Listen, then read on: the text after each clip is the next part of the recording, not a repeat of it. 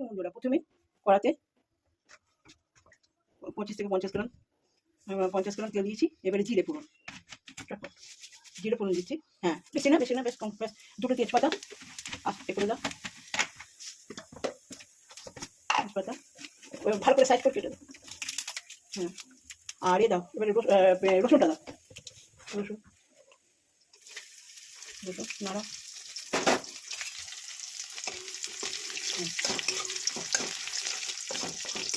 লাল করে ভাজো।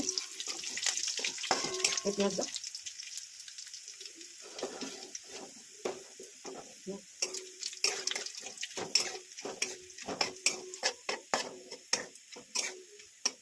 এর মধ্যে রাখো, ডালের মধ্যে রাখো।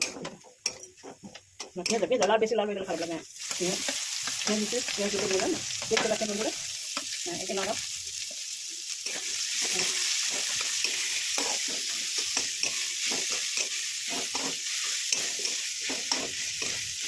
হ্যাঁ, এবার আমি টমেটো মেশাবো।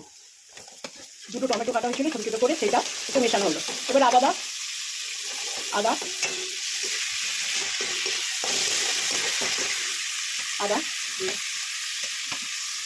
এবার লঙ্কা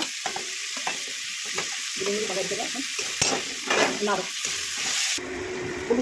হলুদ দিতে হলো 1 চামচ, লঙ্কার করে 1 চামচ সাইডে। হ্যাঁ, কতগুলো ফেলে গো, গোটাটা তোলো।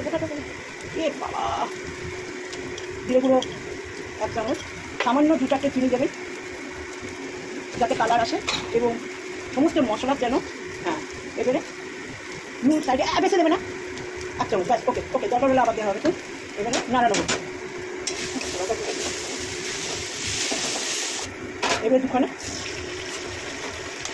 ফাটিয়ে ভেতরে দেওয়া হচ্ছে, সেগুলো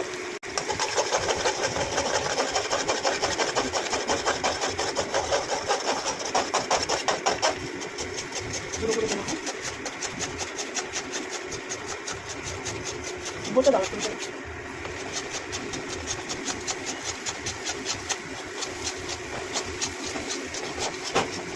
ভালো করে ভাজা হয়।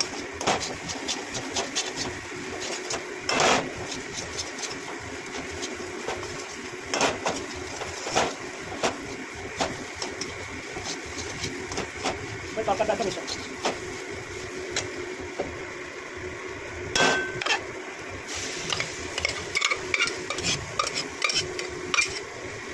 একটু নাড়াও।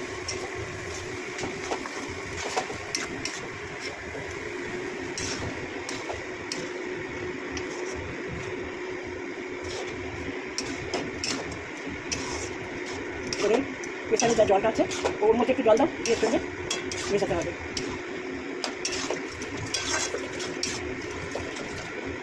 বেশি জল দেবে না, কারণ একটু হোক। দেখতে পাচ্ছেন বন্ধুরা, আমার ডালের কালার কত সুন্দর উঠেছে। এবার আমি একটু ওই প্রেসার ধোয়া জলটা দিয়ে দেবো এর মধ্যে। ওই দিক দিয়ে নতুন করে আর জল দেবেন না।